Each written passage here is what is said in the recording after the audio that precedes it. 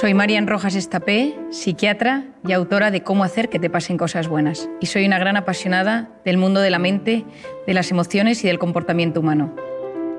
Hola Marian, mi nombre es Melania, soy periodista y es un privilegio poder compartir contigo una charla sobre neurociencia, psicología e inteligencia emocional. Muchísimas gracias, Melania. Para mí es una alegría estar aquí. Tú que eres psiquiatra, has estudiado la mente y el comportamiento humano y dices que no hay atajos ni guías rápidas que aseguren la felicidad. Me gustaría que nos hablaras un poco más sobre esto. Estamos en un momento de la historia donde parece que existe una obsesión por ser felices. Como que hay atajos fáciles para disfrutar con esto y conseguirás la felicidad rápidamente, pero la felicidad no es eso. La felicidad depende del sentido que cada uno de nosotros le damos a nuestra vida. ¿Pero qué sucede? Que en una sociedad que ha perdido el sentido, en una sociedad que en muchas ocasiones ha perdido el rumbo, hemos sustituido el sentido de la vida por sensaciones. Esas sensaciones pueden ser masajes, comida, alcohol, redes sociales. No todo tiene por qué ser malo, pero es autodestructivo cuando sustituye el verdadero sentido de la vida. Cada vez se investiga más sobre este sentido de vida. Los japoneses lo denominan Ikigai y hoy en día se sabe que cuando existe ese Ikigai, ese sentido que uno le da a las cosas, uno puede tener mejor salud física y psicológica. Incluso mejoran los marcadores cardiovasculares, pero también mejora la felicidad. Cada uno de nosotros, todos los que nos están escuchando, tú y yo, Melania, estamos librando una batalla en algún tema de nuestra vida. Todos nosotros estamos sufriendo constantemente por algo. Un tema económico, un tema de salud, un tema familiar, un tema profesional. Siempre hay algo que nos preocupa y esas batallas nos marcan. Y cómo lidiamos con esas batallas va a marcar eso que denominamos felicidad. Porque la felicidad consiste en conectar con eso bueno que pasa cada día y que lo malo que sucede cada día, esas batallas, las sepamos gestionar de la mejor manera posible. Tiene un matiz con la plenitud. La plenitud es un estado donde yo noto que mis necesidades están cubiertas y no quiero nada más. Por lo tanto, uno puede estar sufriendo mucho, pero ser feliz en ese momento, porque sabe conectar con lo pequeño y bueno que me va sucediendo cada día. Es decir, la felicidad está en conectar con las cosas pequeñas que van surgiendo en el día a día. Te he leído en varias ocasiones que muchas veces el antídoto para el sufrimiento es el amor. ¿A qué te refieres con esto? El mejor antídoto al sufrimiento y al dolor es el amor. Es sentirse querido, es sentir que no estás solo. Esa sensación de soledad no buscada, esa soledad involuntaria, es una sensación terrible para la psique, para la mente y para el corazón. Y por eso en muchas ocasiones, cuando uno está solo, tener a alguien, una persona vitamina, una persona que te apoye, una persona que te escucha, que no te juzga, que te entiende, la que le cuentas algo y automáticamente te hace sentirte mejor. Que da igual que haga un año que no la veas, que sabes que con esa persona las cosas son mucho más sencillas, ¿no? Esa sencillez en las relaciones humanas que tanto ansiamos. ¿El amor a quién? Bueno, el amor a uno mismo. Eso es la autoestima. Quererse de forma sana, no quererse en exceso, que ahí entramos en el narcisismo, ni quererse poco, que entra en los cuadros de inseguridad tan destructivos para la mente humana. Y eso tiene mucho que ver con la voz interior. Todos nosotros tenemos una voz interior que determina cómo va a ser nuestra autoestima y cómo nos vamos a tratar. Lo segundo es el amor de pareja. El amor de pareja nos hace ser valientes. Ya lo decía Platón, no existe nadie tan cobarde que el amor lo transforme en alguien valiente. Yo creo que estoy segura de que todos conocemos a alguien que de repente se ha enamorado y se transforma. Y nada le da miedo y asume riesgos que jamás habría asumido. El amor de pareja es impresionante. Y cuando uno tiene ese amor de pareja, cuando uno se siente querido, esa sensación de confianza, hasta mejora, sabemos hoy en día, el sistema inmune, tienes mejor salud física y psicológica. El tercero es el amor a los demás, la cooperación, la solidaridad, el amor a tus padres, a tus amigos, a tus hermanos, incluso a la gente de tu trabajo. Cuando uno está en armonía con las personas de su entorno, es capaz de mitigar los efectos que el estrés puede producir en él. Si tú vives ansioso o preocupado por algo, un tema económico, pero te sientes querido, el estrés que eso te produce es mucho menor. Luego tenemos el amor a las creencias y a los ideales. En las ideas se tienen, en las creencias se está, decía Ortega y Gasset. Cuando crees en algo y amas tus creencias, tienes fuerza, tienes fortaleza y superas casi todo. Y finalmente, el amor a los recuerdos. Yo creo que quizá de todos los amores es el que me parece más diferente y por eso siempre me encanta hablar de él. Hace unos años, Susumu Tonewaka, Premio Nobel de Medicina, descubrió que cuando una persona recuerda algo con intensidad, el recuerdo de esa imagen, que es placentera, activa los mismos mecanismos en el cerebro que cuando esto sucedía en la realidad. Esto es mágico. Cuando uno está angustiado, y esto muchas técnicas de relajación, cuando uno trabaja con MDRs o con técnicas que ayudan a mejorar los estados de angustia, el traer a la imagen, a traer a la mente imágenes placenteras, recuerdos de personas donde había amor, donde te sentías querido, donde te sentías agradecido, de repente produce efectos bioquímicos en el propio organismo. Por lo tanto, ese amor, cuando inunda nuestra mente, nuestro organismo, nos ayuda también a ser mejores con los demás, a convertirnos en personas que no juzgamos, que empatizamos, que somos cariñosos, que buscamos intereses comunes. Yo soy muy de decir a la gente que busque intereses comunes con los demás, que pregunte a los demás cómo se siente. Y cuando le ha preguntado cómo se siente, que recuerde esos datos. Porque esto lo he aprendido de mi padre. Mi padre se acuerda de todas las cosas y él lleva en su agenda del teléfono, los teléfonos de todo el mundo, pero al lado tiene puesto: su padre tiene artritis, su mujer tiene un Alzheimer, su hijo ha tenido un fracaso escolar. Y así, cuando alguna vez llama a alguien, siempre busca ese punto en común. Hoy en día vamos tan acelerados con nuestras preocupaciones y nuestros pensamientos que nos cuesta prestar atención a las preocupaciones de los demás. Por lo tanto, el amor, efectivamente, Melania, yo creo que todos lo sabemos, pero el amor es uno de los mejores antídotos a los momentos malos. Marian, me gustaría que nos contaras cómo afectan las emociones y los pensamientos al organismo. Y por otro lado, ¿qué nos sucede cuando nos preocupamos por algo constantemente? Bueno, yo creo, Melania, que esto es de los temas más apasionantes y probablemente de los que más me gusta hablar. Cuando yo estudié medicina, yo vengo de una familia de psiquiatras. Mi abuelo era psiquiatra, mi padre es psiquiatra, tengo una tía psiquiatra, un primo psiquiatra y tengo mi hermana es psicóloga. Es decir, vivo rodeado de personas que trabajan y estudian el mundo de la mente y del comportamiento. Pero me costaba, mientras yo estudiaba mis apuntes y mi carrera de medicina, ver que faltaba siempre el punto emocional a las enfermedades. Y yo creo que todos somos conscientes que estás nervioso y tienes taquicardias, tienes un examen y de repente pues tienes la tripa un poco más revuelta o de repente se te duerme el párpado. Es decir, hay síntomas físicos que tienen que ver con las emociones. Pero ¿dónde estaba el núcleo? ¿Dónde se unía la mente y el cuerpo? Y empecé a leer, empecé a investigar, empecé a tratar muchísimos pacientes y llegué como a una conclusión fácil de explicar y didáctica para que todo el mundo, allá donde esté, en cualquier parte del mundo, lo pueda entender y aplicar a su propia vida. Imagínate, Melania, tú y yo estamos aquí y de repente empiezan aquí a sonar las alarmas y alguien grita fuego. Automáticamente tú y yo nos levantamos y nos ponemos nerviosas y empieza a latirnos el corazón. ¿Por qué? Porque esa señal de alerta, de amenaza, ha activado un lugar en nuestro cerebro, el hipotálamo, que lanza una señal a las glándulas suprarrenales y se activan dos hormonas, la adrenalina, conocida por todos, y el cortisol. Y automáticamente, ¿qué sucede? Que mi cerebro busca mecanismos de supervivencia, que son la lucha y la huida.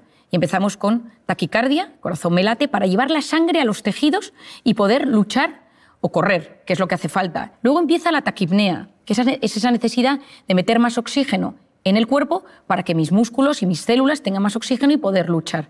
La glucosa se moviliza, las grasas se empiezan a movilizar y en este momento yo ya no puedo razonar porque estoy en un momento de alerta y la corteza prefrontal, que es la que se encarga de reflexionar, de pensar, de buscar soluciones a los problemas, de repente ya no me deja pensar tan bien. Es como que me pierdo el hilo de lo que te estoy contando. El hipocampo, que es la zona de los recuerdos y donde almacenamos los datos, es hipersensible al cortisol y por lo tanto nos falla la memoria y tenemos como lagunas en lo que queremos hablar.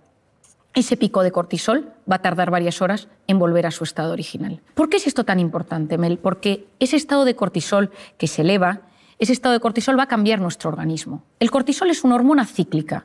Por las noches es baja y tiene que ser bajita para que yo pueda dormir. Y a lo largo de la noche sube hasta las 8 de la mañana, más o menos, que tiene su pico más alto.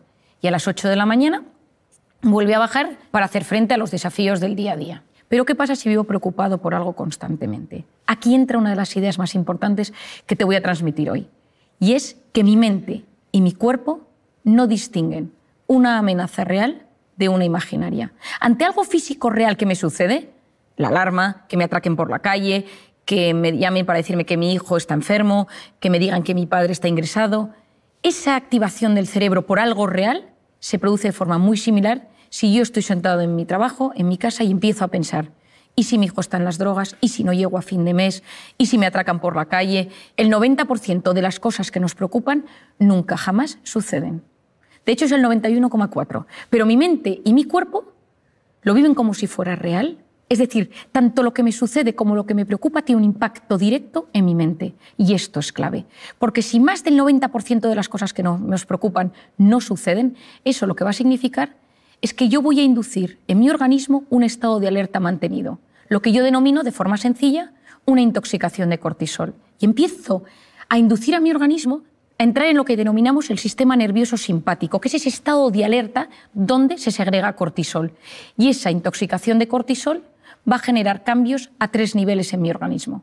A nivel físico, se me cae el pelo. ¿Por qué se me cae el pelo?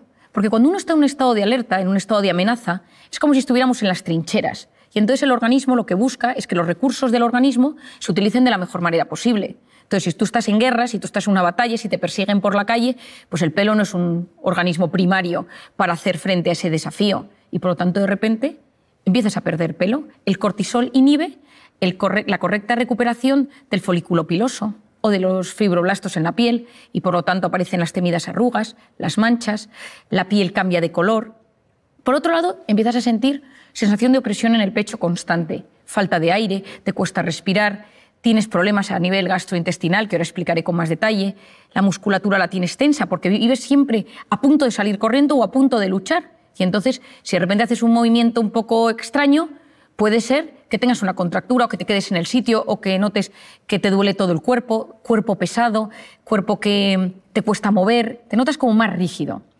Esto a nivel físico, pero también el cortisol altera el funcionamiento de los estrógenos, de la progesterona o de la testosterona. Cuando uno conoce cómo funciona esta hormona, sabe que uno cuando vive intoxicado de cortisol, en el cuerpo suceden muchos temas. Pero hay uno clave, Melania, que te quiero explicar, y es que el estado de estrés mantenido lo que va a hacer es modificar el sistema inmunológico. Y para mí aquí está la clave. En un momento de estrés puntual, el cortisol actúa como antiinflamatorio. Pero cuando el organismo vive constantemente en un estado de estrés crónico, lo que sucede es que se disocia el sistema inmunológico, la inflamación, el cortisol y el cuerpo, y lo que sucede es que nos empezamos a inflamar. Gastritis, gastroenteritis, amigdalitis, colon irritable, dermatitis, es decir, entra una inflamación latente, ligera, leve en el organismo, que es muy peligrosa. Porque cuando entras en un estado de inflamación en el cuerpo, puede desencadenarse muchísimos problemas físicos y psicológicos. Y entro, por ejemplo, en el aparato intestinal, que yo creo que todo el mundo lo nota. Hoy en día sabemos que es el segundo cerebro. ¿Por qué? Porque está rodeado de una potente red neuronal y tiene un impacto directo. Lo que pienso, lo que siento, tiene su impacto en el organismo. Quien no tiene un examen de una cita romántica, una cita de trabajo y sabe que sus tripillas ese día le mandan una señal de que algo está pasando. Al lado de los intestinos, ahí están las arterias y las venas, por donde lo que yo voy comiendo, lo bueno, se va a ir por allí para nutrir a todo mi organismo. Y dentro del intestino, dentro de la luz, están las vellosidades intestinales, por donde se absorben los nutrientes, y la famosa microbiota, clave. Hoy en día es uno de los grandes temas que estamos estudiando con más profundidad. Yo soy una gran apasionada de la microbiota. Es el conjunto de bacterias, de microorganismos buenos y malos, que ayudan a que ese equilibrio sea bueno para la absorción de nutrientes, para integrar las sustancias dentro del organismo. Hoy en día es clave, pero sabemos que los estados de estrés mantenidos por ese famoso cortisol o por lo que comemos va a modificar la microbiota. ¿Y cuál es el problema de esto? Que a través de esas heridas entran cosas entre comillas, dentro de la sangre que no deberían entrar. Es decir, el filtro, la permeabilidad intestinal está dañada y entran cosas en la sangre que no deberían entrar y que son tóxicas para el organismo, y hoy en día sabemos que están en la causa de algunas enfermedades neurológicas o neurodegenerativas. Pero por otro lado, estás fermentando, estás con la microbiota alterada y eso lo que genera es gas y tienes esos hinchazones abdominales y esos gases tan molestos. Es decir, algunas veces cuando las personas me preguntan ¿cómo sé si estoy inflamado? Yo le digo, mírate las encías, porque es un gran... si uno se lava los dientes y nota la sangre, o mira si, por ejemplo, tienes la tripa hinchada, o cómo te sienta lo que comes. Y te vas a dar cuenta si ahí tienes ese estado de inflamación. A nivel psicológico, lo primero que me sucede es que estoy irritable. Saltas a la mínima. Estás en un estado de alerta y estás mucho más vulnerable y mucho más susceptible. Lo segundo que te sucede es que no duermes bien. Llegas a la noche, como tienes ese estado de alerta elevado, lo que te sucede es que te metes en la cama y empiezas a darle vueltas a las cosas y empiezas a girar en la cama y no te duermes. A veces del agotamiento consigues caer rendido en la cama, pero te levantas a las 3 o a las 4 de la mañana con una sensación de preocupación, con algo que te inquieta y no te deja dormir. Y en otras ocasiones duermes del tirón, pero te levantas con sensación de agotamiento, porque ese estado de alerta impide que llegues al sueño profundo. Y por lo tanto, aunque hayas dormido las horas que necesitas, tu cuerpo no se siente descansado del todo. Y luego, en muchas ocasiones, te puedes poner triste. Y esta es otra idea importantísima, Mel, que te quiero transmitir hoy. Muchas depresiones provienen de estados de alerta permanentes. Y aquí lo voy a puntualizar. Cuando tú tienes un momento de muchísima tensión, de muchísimo trabajo, donde has estado muy preocupado por algo, de un reto, de un desafío, tienes algo en mente, fisiológicamente, cuando eso termine, tu organismo se va a ver afectado y tu mente va a estar un poco triste, un poco apática. Yo me acuerdo cuando mi marido terminó y aprobó sus oposiciones, su preparador me dijo: a mí lo que más me sorprende de los que se preparan a las oposiciones es que aprueban o suspendan, los meses siguientes están tristes, están como apagados. ¿Por qué es eso?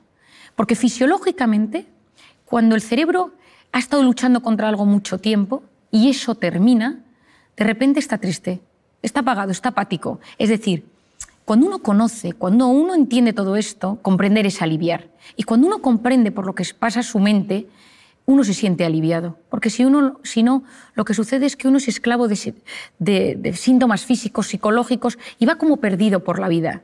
Y poder llegar a unir la mente y el cuerpo y entender que somos lo que pensamos en muchas ocasiones, que ese pensamiento me lleva a una emoción, que esa emoción tiene su impacto en el cuerpo, me va a ayudar muchísimo para poder desarticular esa intoxicación de cortisol y esos momentos de estrés mantenidos. Con el ritmo de vida tan acelerado que llevamos, constantemente vivimos situaciones de estrés, de miedo, de frustración y que, como bien dices, si no se canalizan o se atajan correctamente, pueden derivar en depresiones, ansiedades. ¿Cómo podemos prevenir y gestionar de manera saludable estos estados? Bueno, yo una de las cosas que más recomiendo a todo el mundo, a jóvenes, estudiantes, a más mayores, a gente adulta, estés donde estés, trabajes en lo que trabajes, es que tengas unas nociones básicas de cómo funcionas tú como ser individual y cómo funciona la mente humana y el organismo humano en general.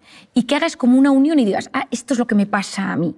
Si tú eres de los que tienes problemas de espalda, tienes que saber que tus momentos de estrés, la espalda es la que te va a mandar señal de aviso.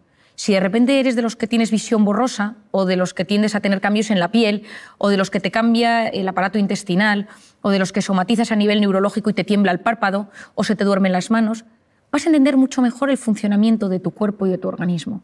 Lo primero es conciencia de uno mismo. ¿Quién soy yo? ¿Cómo es mi forma de ser?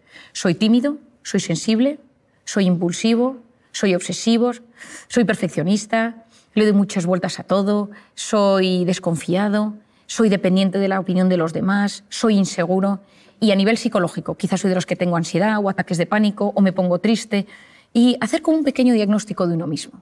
Para mí esto es clave. ¿Cuáles son los factores que me estresan? ¿Cuáles son los factores que me ponen en modo alerta? ¿Cuáles son los factores que me meten en el sistema nervioso simpático, en ese cortisol del que hemos hablado? Pueden ser personas, cosas, recuerdos, momentos, circunstancias, pero cuando uno conoce cuáles son sus factores de estrés, vas a ver cómo se transforma tu personalidad ante el estrés. Por ejemplo, el sensible, cuando está bajo un factor de estrés, se convierte en una persona muy vulnerable. Ahora estoy bien, ahora estoy mal, ahora estoy bien, ahora lloro, ahora estoy angustiado, ahora vuelvo a estar bien. El tímido, cuando está bajo factores de estrés, se bloquea. El impulsivo, bajo factores de estrés, es más agresivo. El que le da vueltas a las cosas, bajo factores de estrés, es más obsesivo y entra en pensamientos en bucle. El perfeccionista, cuando está estresado, tiene una sensación de insatisfacción vital, porque nada está a la altura de lo que quiere. Cuando uno se comprende, se siente aliviado. Entonces, cuando me preguntas qué nos puede ayudar, hacer este esquema. Yo a todos mis pacientes les hago este esquema. ¿Cómo eres tú? ¿Cuáles son tus factores de estrés? ¿Y en qué se transforma esto? Cuando entiendes tu cuerpo, cuando entiendes tu personalidad, es mucho más fácil hacer frente. Lo segundo es vivir una vida lo más antiinflamatoria posible. Es decir, la gente va inflamada por la calle. Yo siempre digo que si tuviéramos un detector de inflamación, el detector se rompería, porque la gente, más que nunca, va con tanta incertidumbre, con tanto estrés, que hay un estado de inflamación latente en la sociedad. Yo creo que siempre digo, y te lo digo a ti también con cariño, aunque nos vaya a escuchar mucha gente, que hay que tener cuidado con la comida, pero tampoco sin obsesionarse. Pero comer con con conocimiento de lo que a uno le sienta bien y mal, conocer las cosas. Es verdad que hoy en día se ha demostrado que mucha alimentación inflama y altera el organismo y, por lo tanto, intentar comer lo mejor posible y tener que la comida mala sea la excepción y no la regla. Segundo es el hábito del sueño. Hoy en día es clave. Cuando uno duerme mal, la probabilidad de que todo se desbarajuste es altísima, porque durante el sueño reparamos nuestra mente, reparamos nuestro organismo, reparamos nuestro sistema inmunológico, nuestro hipocampo, zona de archivo de los recuerdos, se soluciona, es como que todo se va poniendo en orden. Y cuando uno no duerme, y hoy en día dormimos muy mal por la pantalla, por las preocupaciones, etc., esto nos altera. Y un par de ideas para dormir bien. Lo primero, evitar las cenas copiosas. Con el alcohol esto siempre va a hacer que durmamos peor. Lo segundo, cuidado con la pantalla. La luz de la pantalla transmite un tipo de luz que inhibe la correcta secreción de la melatonina, que es básica para dormir bien. Por lo tanto, cuidar ese sueño. El sueño va a ser un tema básico. Y luego, otra cosa que yo creo que puede ayudar en este mundo que llevamos es tener vías de escape sanas para esos momentos de estrés. El ejercicio básico, con el ejercicio desmembramos ese cortisol, casi que lo evaporamos del organismo.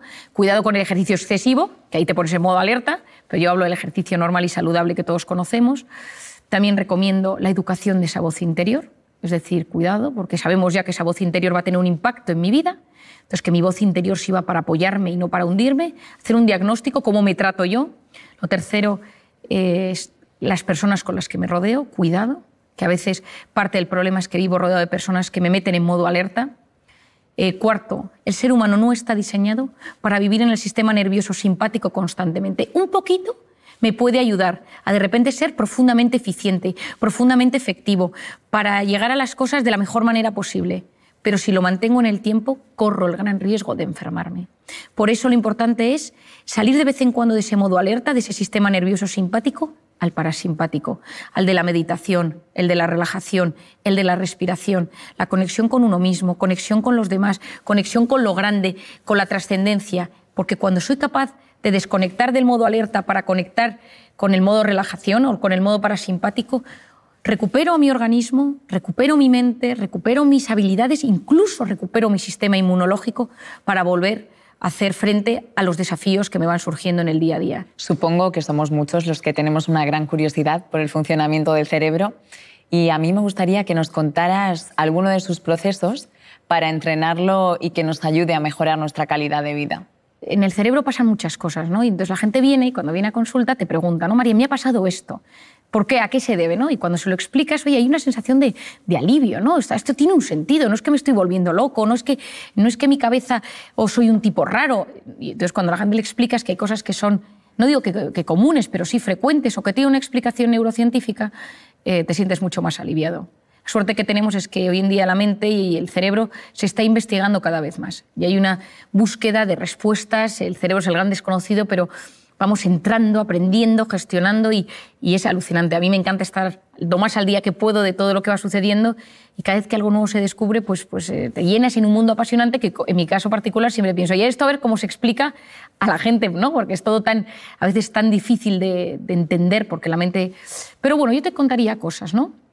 Pienso, por ejemplo, en el famoso secuestro de la amígdala, que muchas veces la gente me pregunta de qué se trata.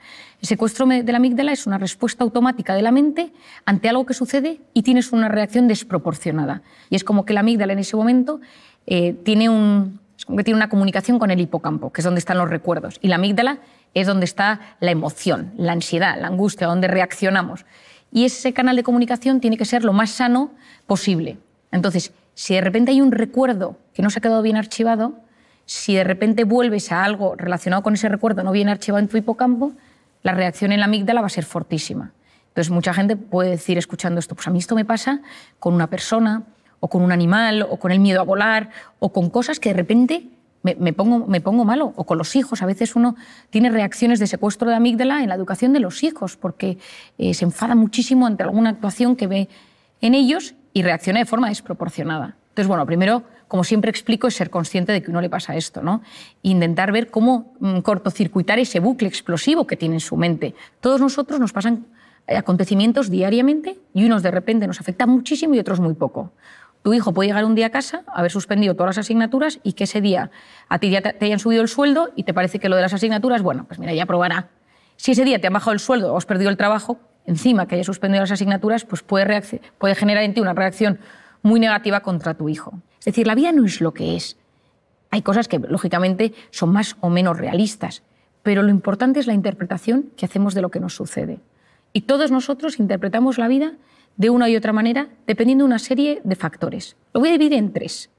El primero es el sistema de creencias. Todos nosotros tenemos unas ideas prefijadas sobre cómo debe ser la vida, cómo quiero que me traten, cómo quiero que se gobierne el mundo. Es decir, a nivel ético, a nivel moral, a nivel político, a nivel personal, a nivel económico. Yo quiero vivir en este tipo de casa, yo quiero que mis jefes me traten así, yo quiero que mi pareja me trate de esta manera, yo quiero que mis hijos sean así, yo quiero... O sea, tenemos unas expectativas, unas aspiraciones personales, profesionales, tanto nuestras, de nuestro entorno, pero también de cómo debe ser gestionada la vida. O sea, hay palabras, personas, personajes, políticos que, dichos, generan automáticamente una reacción.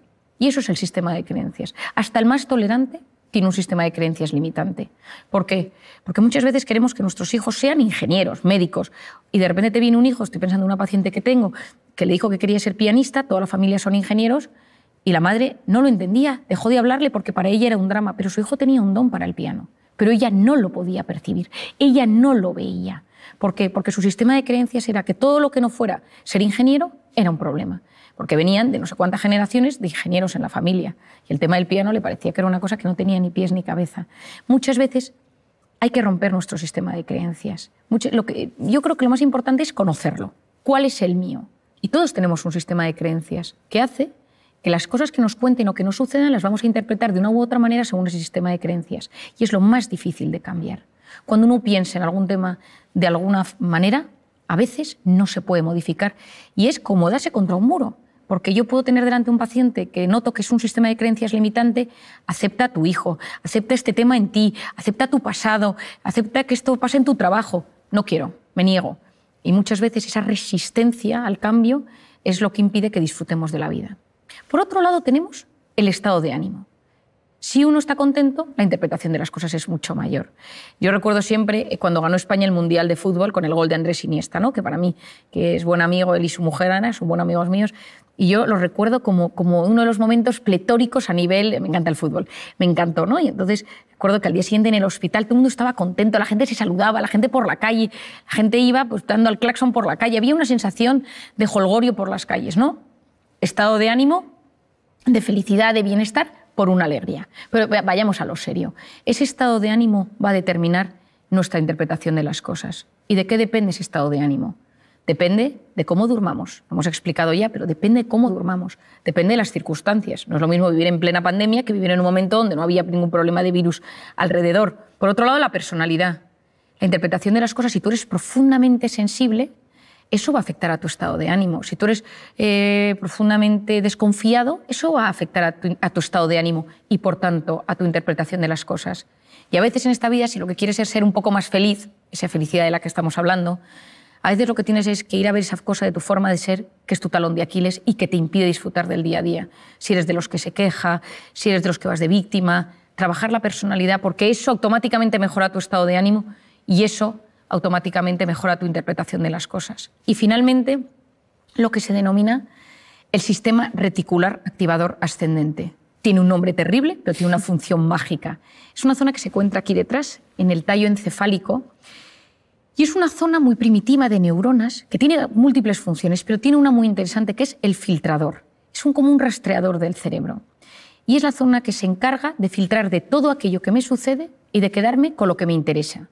Es decir, nuestro cerebro recibe constantemente muchísima información, a través de los sentidos, especialmente a través de la vista, pero a través de los sentidos. Pero solo se queda con lo que le interesa. Si tú estás buscando un trabajo de un tema específico y te pones a prepararte sobre ese tema, tu cerebro va a hacer todo lo posible por encontrar ese asunto. Yo he contado muchas veces una anécdota que me pasó hace unos años cuando, estudiando la carrera, me fui a las Naciones Unidas a un evento, una entrega de premios, y el rector de mi universidad me pidió que buscara a Kofi Annan, entonces el secretario general de las Naciones Unidas.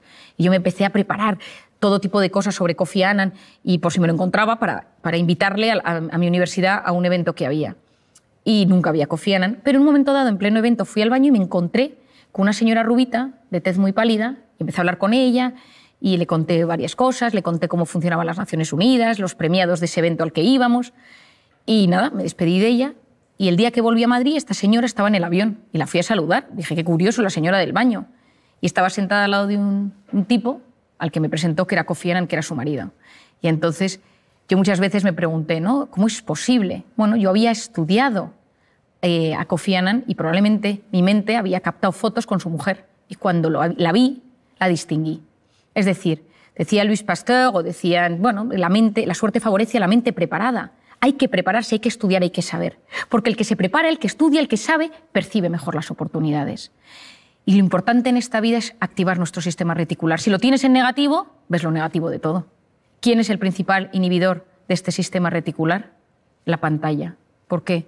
Porque la pantalla te ofrece gratificaciones instantáneas, chispazos de dopamina.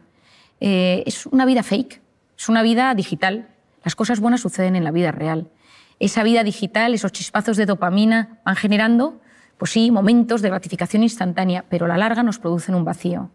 Tienen un mecanismo muy similar, las pantallas y el mecanismo de la dopamina, con las drogas. Por eso a día de hoy muchas adicciones a la pantalla, muchas adicciones a la pornografía, a los videojuegos, se tratan con mecanismos similares a las drogas. Y esto es un enorme problema porque vivimos en un momento de la historia, como dice el filósofo José Luis Ruiz, somos drogodependientes emocionales. Somos cada vez más adictos a experiencias vibrantes que nos llegan a través de la pantalla. ¿Y por qué es esto tan importante? Porque todo esto va a frenar nuestra corteza prefrontal. Aquí entro en un campo interesantísimo a nivel educativo, a nivel de padres y a nivel personal.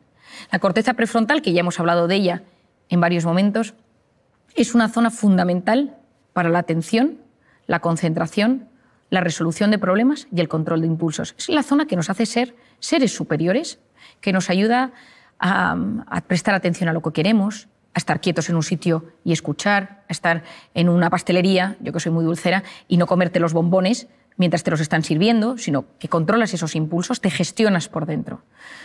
La corteza prefrontal es una zona profundamente inmadura cuando un bebé nace. Cuando un bebé nace, esta zona está completamente inmadura y se va evolucionando a medida que pasan los años, madura antes en las mujeres que en los hombres. Las niñas maduran antes esa atención y esa concentración que los chicos. Esto es muy importante en el ámbito educativo. Los chicos están a 4.000 cosas todavía y las niñas ya son mucho más concienciudas desde que son más pequeñas. ¿Con qué se estimula la corteza prefrontal de un bebé?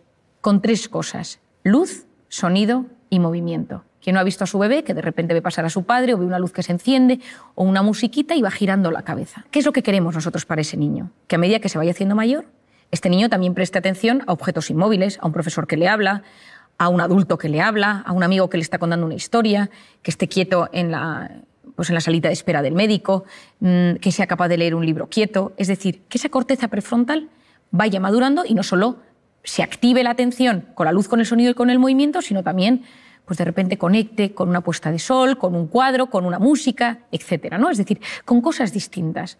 Pero si tú a ese niño le pones una pantalla desde que es muy pequeño, ¿qué es la pantalla? Luz, sonido y movimiento. Lo que sucede es que su atención se va a ver estimulada por una herramienta externa, que es ese dispositivo. Y el cerebro funciona con un mecanismo que se denomina use it or lose it. O lo usas o lo pierdes. Si nosotros utilizamos solamente Wikipedia para encontrar datos, lo que sucede es que nuestro hipocampo, zona de la memoria, cada vez va a funcionar peor. Si uno usa Google Maps o Waze para orientarse siempre, pues cada vez nos orientaremos peor.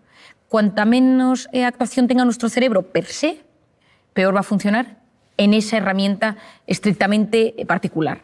Si nosotros conseguimos trabajar las cosas, prestar atención, fomentar nuestra orientación, fomentar nuestra memoria, vamos mejorando la neuroplasticidad cerebral. Es decir, estamos en un momento donde la neuroplasticidad cerebral, que es la capacidad de generar nuevas neuronas. Yo cuando estudié medicina, las neuronas que teníamos eran las que teníamos y no había forma de generar más. Hoy en día sabemos que la ilusión, tener ilusión en la vida, consigue que se produzca una migración de neuronas hasta el hipocampo, que es la zona del aprendizaje.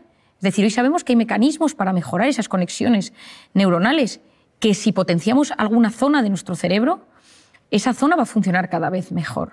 Pues en el tema de la atención, yo creo que a día de hoy, que nos encontramos en un momento de la historia donde hay una crisis de la atención, la gente no sabe prestar atención por muchos factores, porque vivimos hiperestimulados, porque no nos da tiempo, porque es una cosa y otra cosa y otra cosa, porque te tomas un caramelo y ese caramelo tiene 4 sabores distintos, vas a un sitio y pasan 74 cosas, entonces no conectas sensorialmente con algo puntual, sino que todo son múltiples emociones y sensaciones, y todo ello con la pantalla de por medio. Esa pantalla que lo que me va haciendo es que la corteza prefrontal cada vez me funciona peor, porque está diseñado para aliviar.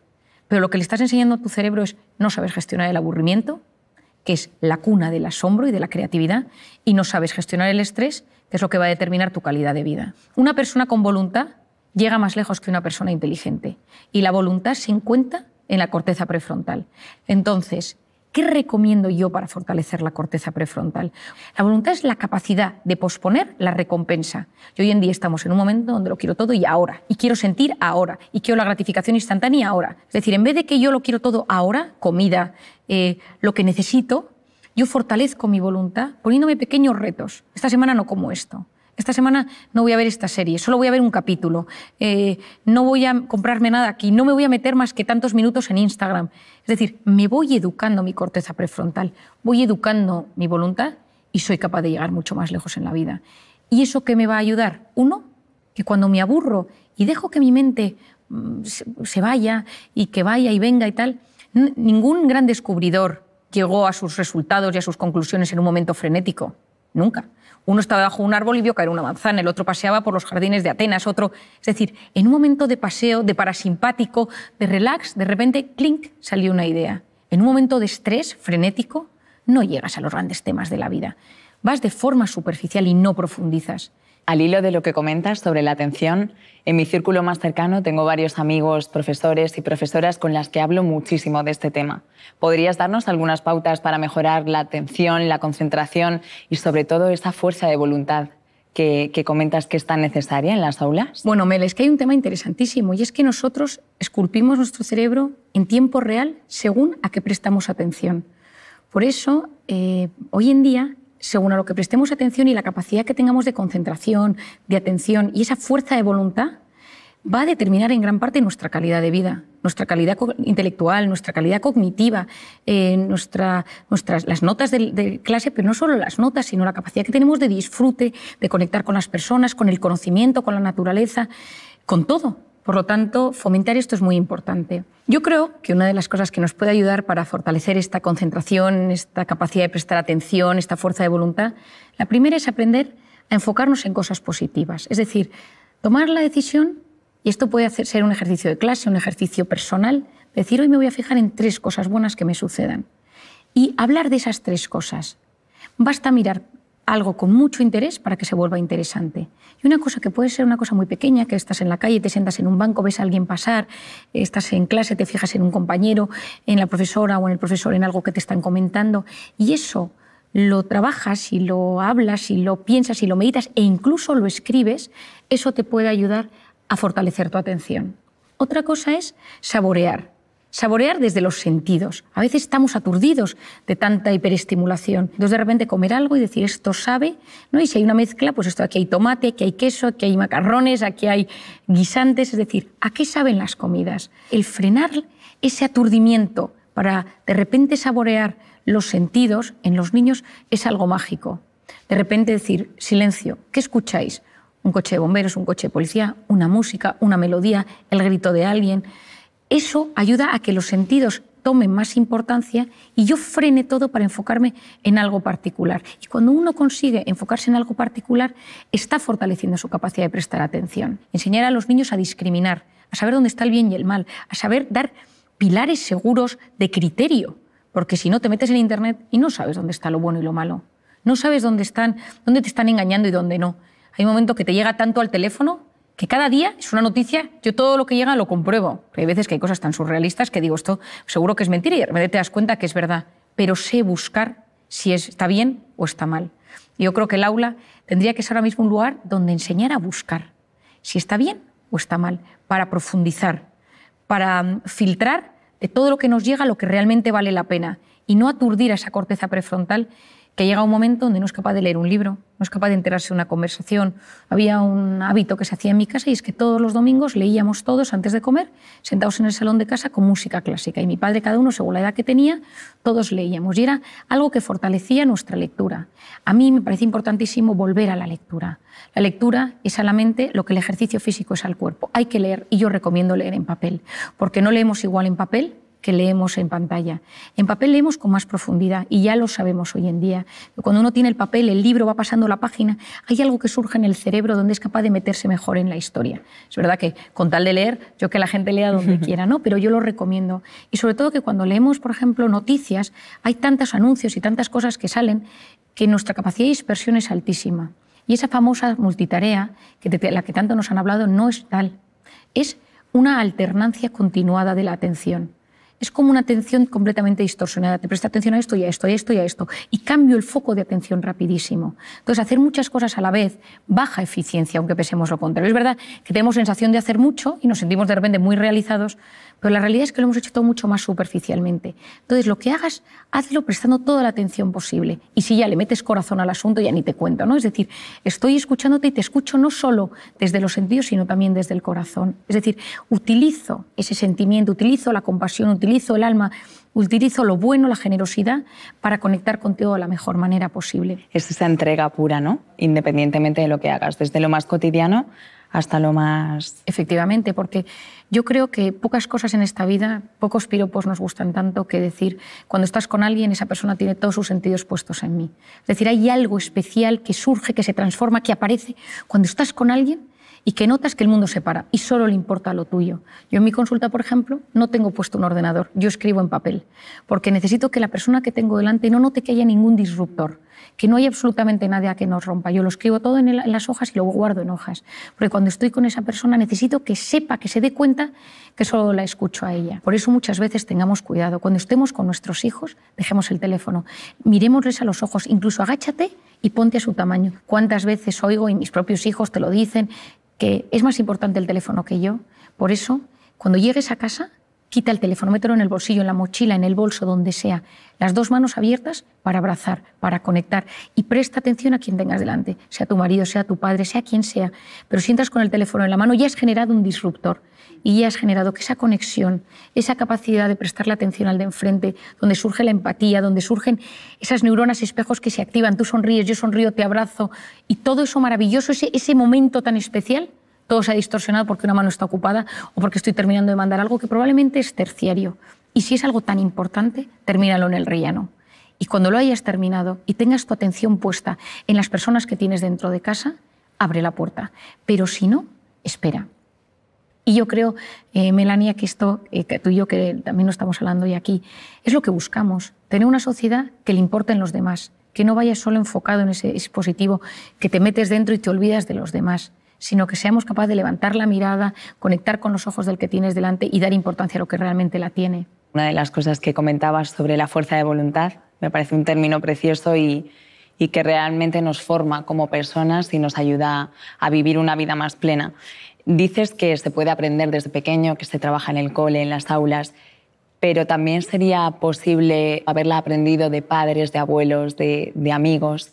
Tener un modelo de identidad en la vida es clave. Y en voluntad, ni te cuento. En mi caso son mis padres. Los dos tienen una fuerza de voluntad excepcional, ¿no? Es decir, yo he aprendido de ellos el orden, la constancia, la perseverancia, cómo actúan, cómo, pues si tiene una cosa que hacer es lo que se hace, haz lo que debes ahora en este instante. A veces esto no lo hagas ahora y pospon la recompensa más tarde. Te apetece esto, ahora no es el momento.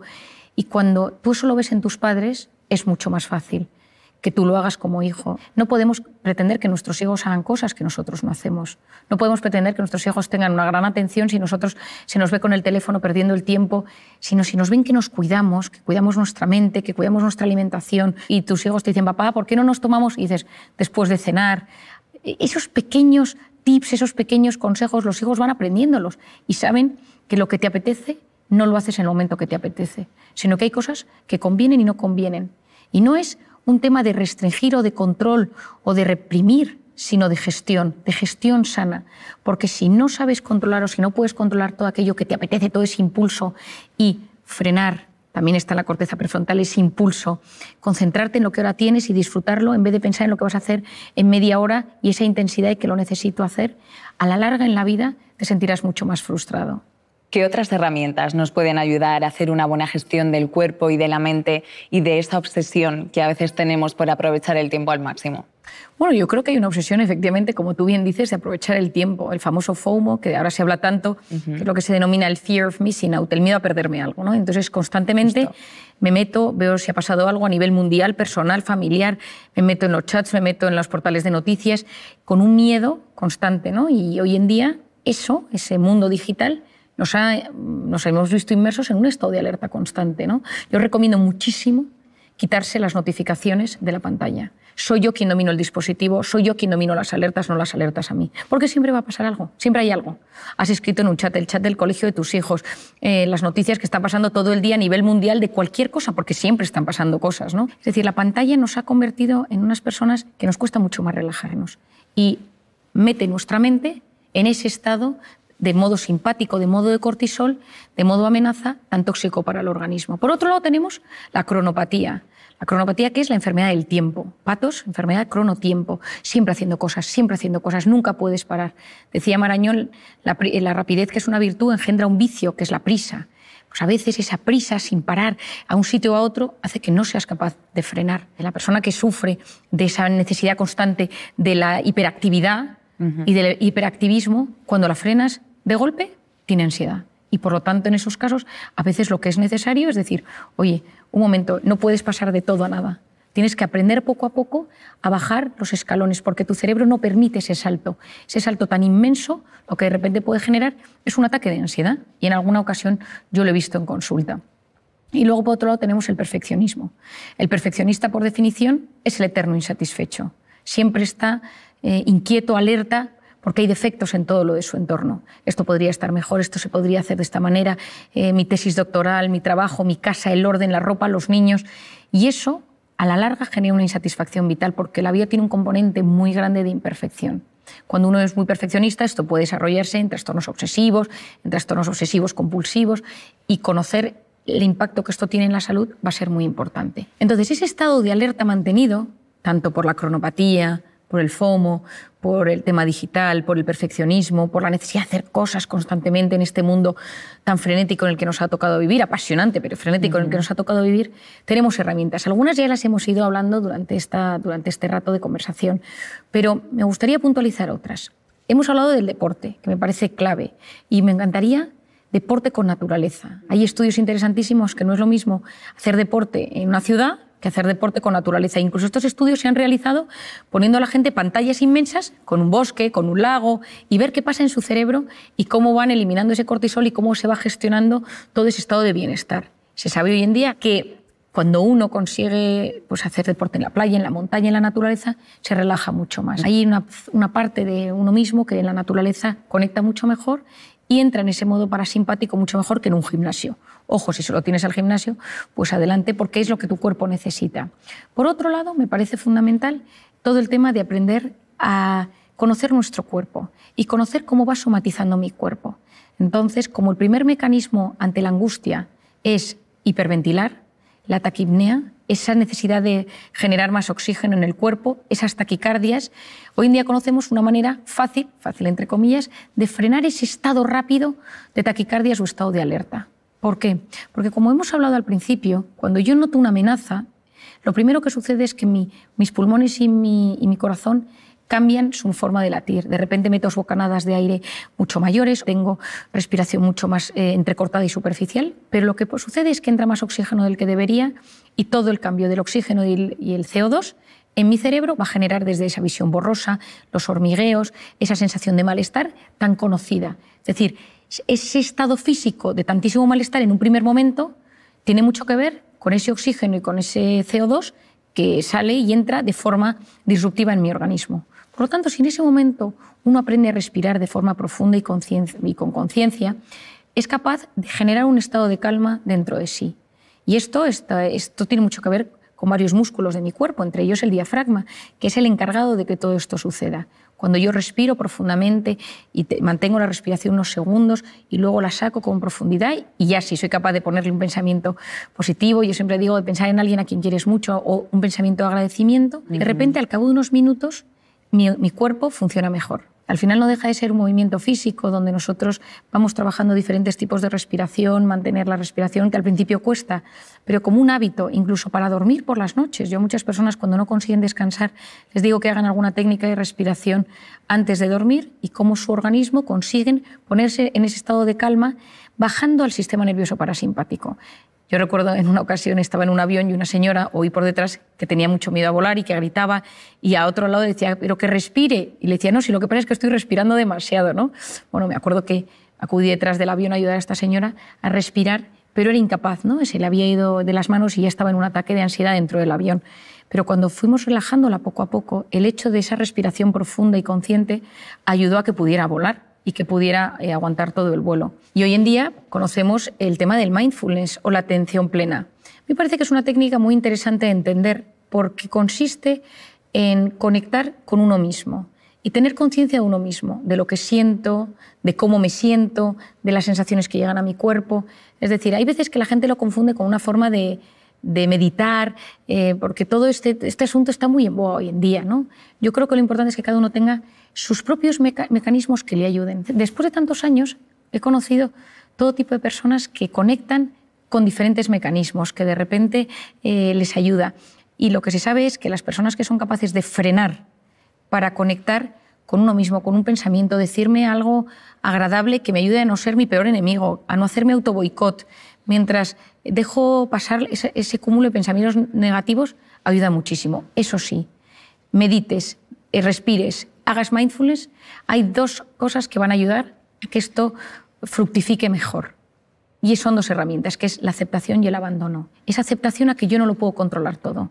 O ese abandono a que a veces nos angustiamos porque parece que o nosotros podemos con todo lo que llevamos en nuestra vida o nos vamos a romper. Y cuando nosotros trabajamos todo este tipo de técnicas, me ayuda a sentirme mejor.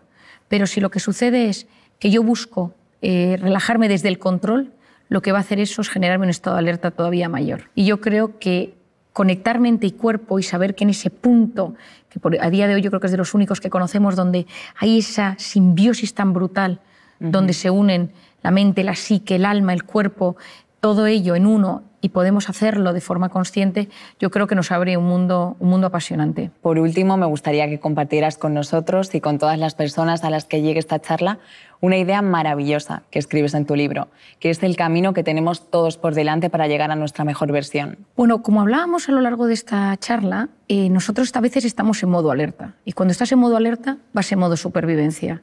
Y supervivencia es conseguir cada día sobrevivir a lo que te va pasando. Hijos, trabajo, dinero, salud, lo que sea. Y ahí es muy difícil conectar contigo mismo. Hemos hablado de maneras a lo largo del día para desconectar de ese modo alerta y conectar con ese sistema parasimpático. Pero esto es completamente necesario. Pero también en la vida a veces precisamos conseguir un momento de pausa. Un fin de semana, una semana, 15 días, donde de repente nos, entre comillas, retiremos del mundanal ruido para poder decir, ¿yo qué quiero conseguir en esta vida? ¿Cuál es mi sentido? ¿Cuál es mi ikigai? ¿Cuáles son las respuestas a las grandes preguntas? ¿La tengo, no la tengo? ¿Mi angustia pensar en algo más? Y ahí tengo que verme a mí en perspectiva, en 3D, en 4D, en 5D, y ver hacia dónde me dirijo y buscar sacar lo mejor que llevo dentro. Ese tu mejor versión del que yo tanto hablo. Y hago una ecuación matemática, que me parece que pocas cosas se puede usar menos matemáticas que en psicología y en psiquiatría, pero me gusta esta ecuación matemática porque puede ayudar a comprendernos.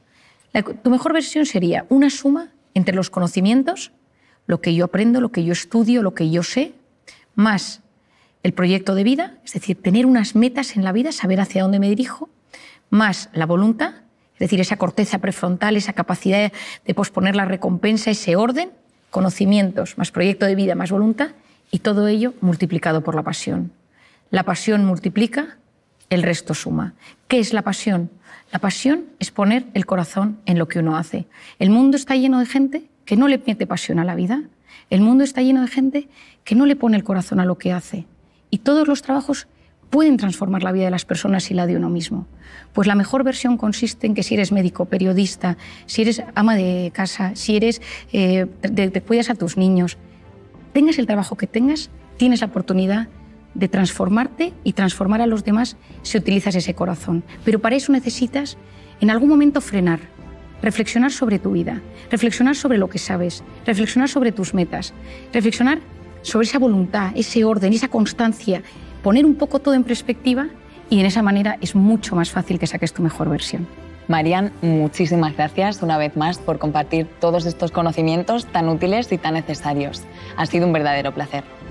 Gracias a ti, Melania. Espero que a través de estas palabras y de estas charlas podamos ayudar a muchísima gente a alcanzar ese equilibrio que todos ansiamos. Gracias.